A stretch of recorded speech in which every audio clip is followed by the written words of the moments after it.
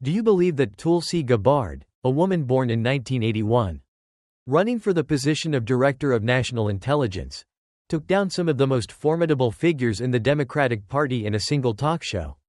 No? Then stay with me, because what you're about to witness is a linguistic battle of epic proportions, where beauty and righteousness, courage and intelligence triumphed in the most spectacular way.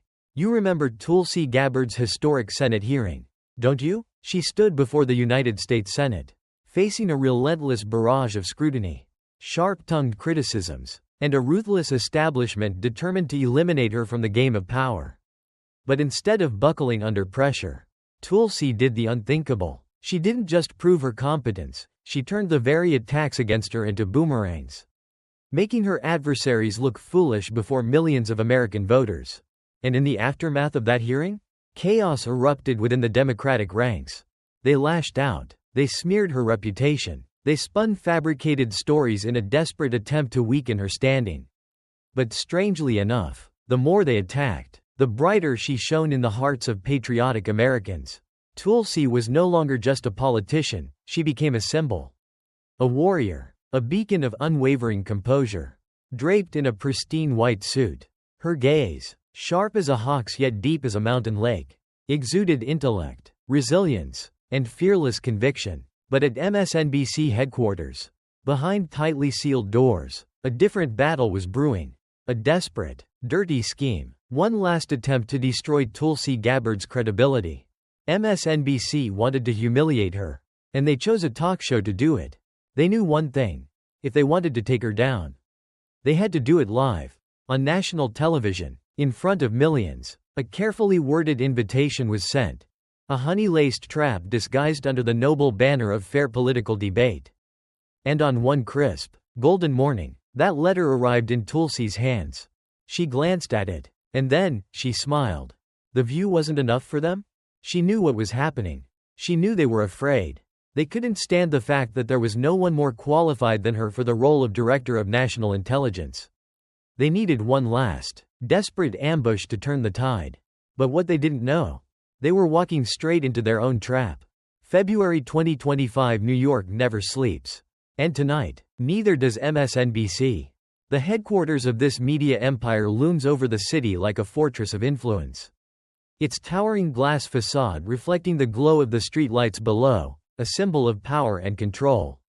But inside, the air is thick, not with cigarette smoke, but with something far heavier. A war is being waged. On the top floor, a crisis meeting is underway. The conference room is starkly lit, bathed in the sterile glow of overhead LED panels. At the center, a long mahogany table cluttered with confidential documents, half-empty coffee cups, and laptops flashing with incoming reports. Against the far wall, a row of massive screens, looping Tulsi Gabbard's recent Senate hearing. Revolving light, a Trump nominee. Revolving light, a threat to democracy. Revolving light, Tulsi Gabbard, Russia's chosen one? How do we stop her? No one speaks. They just watch, eyes sharp. Calculating, dissecting, analyzing, plotting. At the head of the table, MSNBC's star anchor Rachel Maddow sits with her hands clasped, fingertips touching lightly, a posture of control. Her dark-rimmed glasses reflect the blue glow of the screens. Her expression? Unreadable, except for the slight tension at the corners of her mouth. To her left, Adam Schiff leans back in his chair, a smirk creeping across his face. This is his domain. He's built his career on Russia collusion hoaxes, spinning fabricated narratives into political weapons. And tonight, he's here to orchestrate his latest hit job. Opposite him, Elizabeth Warren taps a pen against the table, a steady, rhythmic beat betraying her impatience. The silence in the room isn't hesitation. It's the calm before the storm. Because they all know, they have only one shot to take down Tulsi Gabbard. Warren leans back, breaking the heavy silence. Shall we begin? Maddow nods. Tell me the plan. And just like that, the trap was set. MSNBC Studios, the execution chamber. The air inside MSNBC's production suite was charged with anticipation. Producers hunched over their monitors, fingers moving swiftly across keyboards, fine-tuning every second of the carefully orchestrated ambush that was about to unfold. On the big screens, clips from Tulsi's Senate hearing were being re-edited. Moments of her strongest rebuttals were cut out. Expressions that could be misconstrued as hesitation or uncertainty were isolated. This was no longer an interview. This was an execution. Schiff watched the final cut of an attack segment, sipping his coffee. "This should be easy," he murmured. Warren glanced up from her notes, raising an eyebrow. "We just need to keep her off balance. Make her defensive. The moment she stumbles, we take control." Schiff leaned against the counter, arms crossed. "The media's already on our side. We just need one crack in her composure. Once we have that, we'll control the narrative for the next news cycle." Producers nodded. Earpieces were adjusted. Final edits confirmed. They had played this game 1,000 times before. They had taken down senators, governors, even presidential candidates. Tulsi? Just another name to cross off the list. But then, the door to the green room opened, and the energy in the studio shifted. A figure entered. Composed, steady, unreadable. Tulsi Gabbard walked in. She wore a tailored white suit. The same one from her Senate hearing. A deliberate choice. The last time she had worn it, she dismantled an entire panel of adversaries with nothing but logic and precision. Tonight would be no different. She didn't bring an entourage. No stacks of notes. No rehearsed talking points. She brought only one thing: confidence. And an unsettling level of control. Schiff's smirk faltered slightly. Warren's fingers stilled against her notepad. For a brief moment, the room felt different. They had expected a politician desperate to defend herself. Instead, they were facing a woman who wasn't here to plead her case. She was here to turn the entire script against them. And in that instant, before a single word was spoken, MSNBC had just lost control of their own show. A former congresswoman, a military veteran. Should Tulsi Gabbard be entrusted with one of the nation's most critical positions? It wasn't just a question. It was a loaded gun, casually placed on the table. Tulsi didn't flinch. She settled into her chair, her gaze sweeping across the room, not like a politician on trial, but like a fighter stepping into the ring. Schiff struck first. "Miss Gabbard." His voice was smooth, practiced. "You've appeared on Russia Today. You've met with Bashar al-Assad. Can you explain to the American people why someone seeking to lead national intelligence would have such associations?" A heavy swing. Thrown early. He expected hesitation, a stumble, maybe a moment of scrambling. But Tulsi? She didn't even blink. She tilted her head slightly. Expression unreadable. "That's an interesting question, Senator Schiff," she said, voice calm, measured, a counterpuncher waiting for her opponent to overextend. "But let me ask you something. Barack Obama met with Raul Castro. Hillary Clinton met with Vladimir Putin. And you yourself have supported diplomatic engagement with China." Schiff's smirk twitched, just barely. "If simply meeting with a world leader makes me untrustworthy, then I suppose you'd also agree that President Obama, Secretary Clinton, and even yourself should be viewed with suspicion?" A flicker of discomfort passed between Schiff and Warren. They hadn't expected her to flip the script this fast. Warren recovered first. "No one here is saying diplomacy isn't important," she countered, the practiced tone of a professor lecturing a student. "But you have openly criticized U.S. military actions. How can someone aspiring to lead our intelligence community afford to question national security policy?" Tulsi didn't rush her response. She let the question hang in the air. Let the weight of it settle over the room. Then, she leaned back slightly, fingers loosely intertwined, expression unwavering. "Senator Warren," she said, her voice steady, "I served in the United States military. I have seen my fellow soldiers die in combat." She let that sit. "Tell me, how many people in this room have actually stood on a battlefield, wondering if today would be the day they wouldn't make it home?" Silence. Immediate. Heavy. Schiff shifted in his seat. Warren pressed her lips together. "I don't question military policy because I hate America," Tulsi continued, her tone unwavering. "I question it because I refuse to let another generation of young Americans be sent into wars that serve Washington politicians more than they serve the American people." There was no counter to that. Not one that wouldn't make them look like frauds. The host leaned forward quickly, eager to pull the reins back. "Miss Gabbard," his tone feigned disbelief, "are you suggesting that the government manipulates information? That's a serious claim." Tulsi's gaze locked onto him. "I'm not saying the government manipulates information." She paused. She let them lean in. Let them wait for it. Then, she delivered the blow. "I'm saying MSNBC does." And just like that, the air changed. Not just tension. Shock. The host stiffened. Schiff's jaw flexed. Warren's hand tensed over her notes. Tulsi simply sat back, unshaken, unbothered, waiting. "Go ahead," she said, almost amused. "I've got time." They had set a trap. And now, they were the ones struggling to escape it. Schiff gripped the armrest of his chair, his fingers tightening, almost imperceptibly. His face remained composed, but there was a flicker, just a flicker, of impatience beneath that carefully curated confidence. He wasn't used to having his narrative disrupted this early in the game. Warren wasn't faring much better. She was accustomed to controlling conversations, drowning opponents in long-winded speeches, not being forced to scramble for a response. This wasn't just another political debate. This was a battle of wits.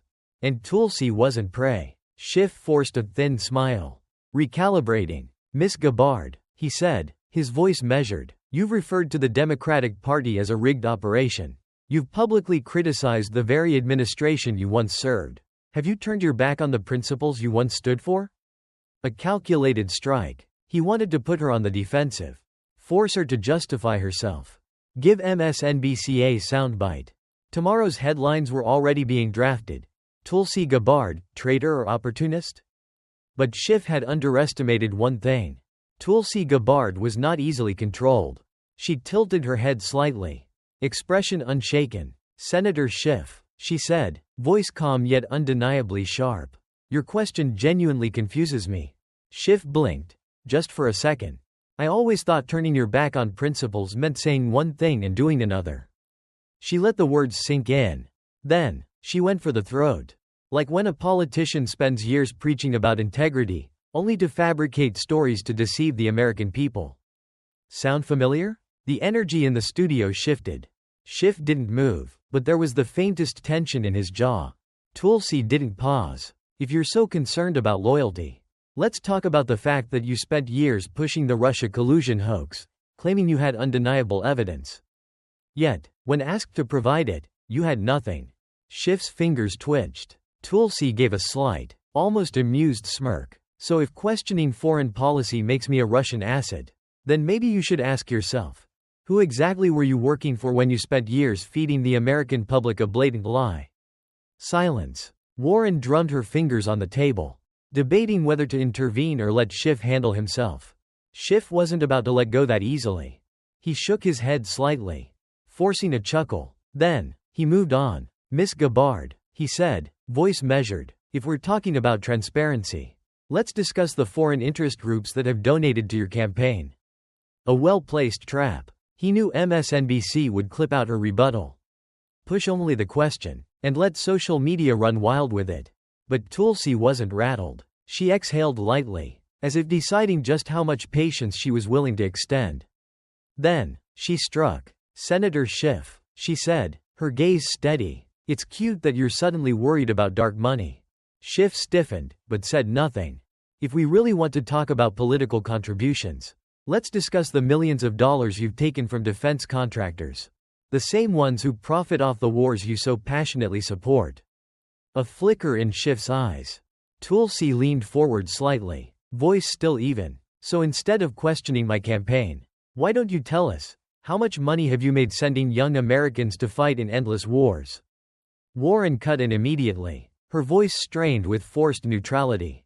"This isn't about him," she said, trying to yank the discussion back on track. "This is about you and what you stand for."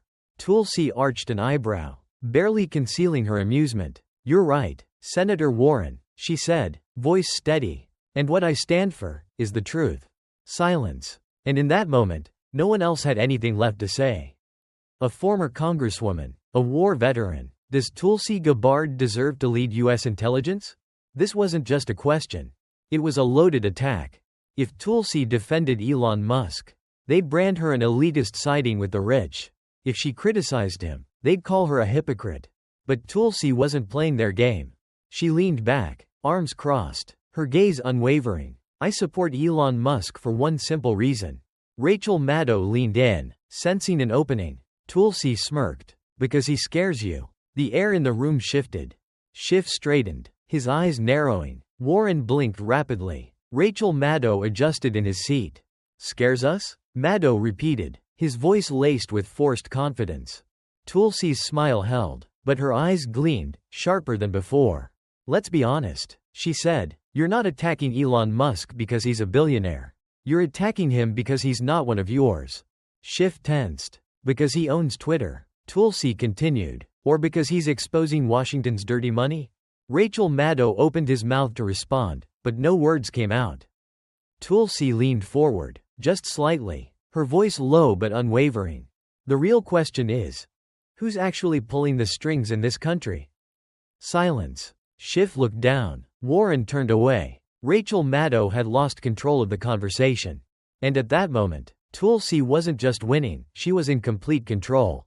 Schiff looked like a man on a sinking boat, desperately bailing water with a bucket full of holes. His ever-present smirk, gone. In its place, a twisted grimace, a tight, forced expression barely concealing his growing panic. Sweat had started forming at his hairline, but he didn't dare wipe it away, because doing so would mean admitting just how cornered he really was. He had built his entire career manipulating narratives, bending reality to fit his agenda. But this time, he wasn't in control. This wasn't some closed-door hearing where he could drown out opposition with pre-rehearsed soundbites. This was live television, and Tulsi Gabbard was no ordinary opponent. Beside him, Warren looked like she had just swallowed curdled milk. That earlier bravado, the huffing and puffing, the smug righteousness, was gone. She had been shut down on every front. That left Schiff. And Schiff wasn't going down quietly. He shifted back in his seat as if bracing for impact. His voice rising just a little too sharply, enough for the audience to sense the cracks forming in his polished persona. I am so sick of this Iraq war hero act, he snapped. His voice edged with frustration. You're just playing the victim. He exhaled sharply through his nose, his temper breaking through the cracks in his carefully constructed facade. The truth is, you have no experience leading the DNI. You think serving in the military automatically qualifies you to run national intelligence? The words landed like a soggy firecracker, loud, messy, and completely underwhelming. Tulsi just stared at him. Not blinking, not shifting, not even registering the attack. She simply watched as Schiff floundered, struggling to squeeze out the last few drops of credibility he had left. And then, she spoke, each word a calculated strike. Let me get this straight. Senator Schiff. Her voice was slow, deliberate, precise, each syllable a bullet hitting dead center. You're saying that I, a United States Army officer, a combat veteran who served in Iraq, a former member of the House Armed Services Committee, am not qualified to lead? She tilted her head slightly, eyes sharp as steel. But you, a man who has spent his entire career fabricating intelligence reports from the comfort of an air-conditioned office, are? Boom. Schiff froze. It was like watching a bomb go off in slow motion. Warren let out an involuntary breath, the kind you release when you witness a train wreck happening before your eyes. Rachel Maddow clenched his jaw, his earpiece buzzing with frantic voices from producers scrambling to salvage the segment. But it was too late. The audience erupted in applause. Not just polite claps, not just scattered approval. A full-blown standing ovation, from MSNBC's own hand-picked audience. From the very people they thought they had under control. Tulsi didn't flinch. She simply tilted her head, watching as Schiff twisted in his chair, hands clenching, desperately searching for a comeback. But there was nothing left to say. It was over. The moment the show ended, the aftershocks began. There was no need to wait until the next morning. MSNBC felt the consequences immediately. The control room descended into chaos. Producers barked frantic orders into their headsets. Editors scrambled to draft damage control narratives. But deep down, they all knew, there was no salvaging this. Social media exploded. Twitter flooded with clips of Tulsi dismantling Schiff, leaving Warren speechless, and rendering the MSNBC host powerless. Hashtags like #Tulsi owns MSNBC, #Schiff destroyed, #Warren exposed shot to the top of the trending list within hours. Conservative media wasted no time. Headlines blared across major outlets. Tulsi Gabbard annihilates MSNBC on live TV. Schiff and Warren humiliated in brutal debate. MSNBC sets a trap, and falls into it. But the real shock came when even neutral outlets couldn't ignore what had happened. There was no spinning this. Millions had witnessed it firsthand. Tulsi Gabbard hadn't just defended her honor. She had dismantled an entire smear campaign. She hadn't just refuted accusations. She had exposed media manipulation, corruption in politics, and the shady financial ties running through Washington. She hadn't just defeated Schiff and Warren. She hadn't just humiliated MSNBC. She shook the entire system. They had thrown everything at her. They believed they could crush a single person with the weight of their collective power. They thought they could dictate the truth simply by controlling the media narrative. But they had underestimated Tulsi Gabbard. They had forgotten that truth is not something you can manufacture. They had forgotten that justice does not side with those who shout the loudest, but with those who stand unwavering in its defense. As the final studio lights dimmed, a stagehand accidentally adjusted a spotlight, casting a perfect halo over Tulsi's seat. For a fleeting moment, she wasn't just a politician. She wasn't just a former soldier. She was a warrior. And in that moment, all of America understood, Tulsi Gabbard hadn't just won a debate. She had cemented her place in history. Do you think Tulsi Gabbard deserves to be the next director of national intelligence? Drop your thoughts in the comments below.